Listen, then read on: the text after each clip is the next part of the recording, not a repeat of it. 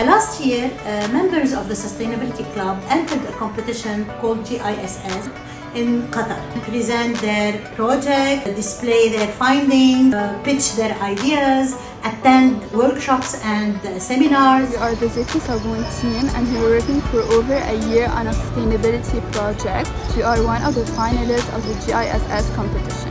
Our project revolves around the dangers that used cooking oil poses on the environment, on the soil, on the ocean and all of that. So we had a solution to turn used cooking oil into soap.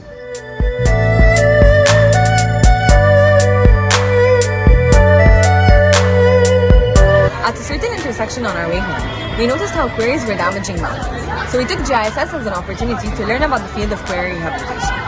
We designed a project where we developed a plan for small-scale quarry rehabilitations that target smaller communities to repurpose damaged mountains into community gardens and parks.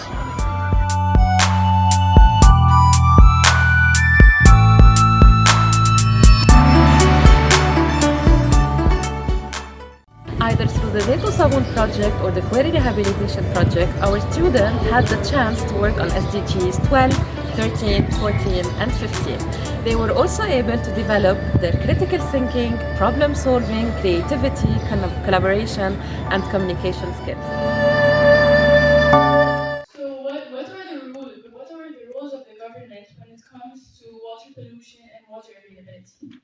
First, they need to impose strict rules when it comes to polluting the ocean and the water.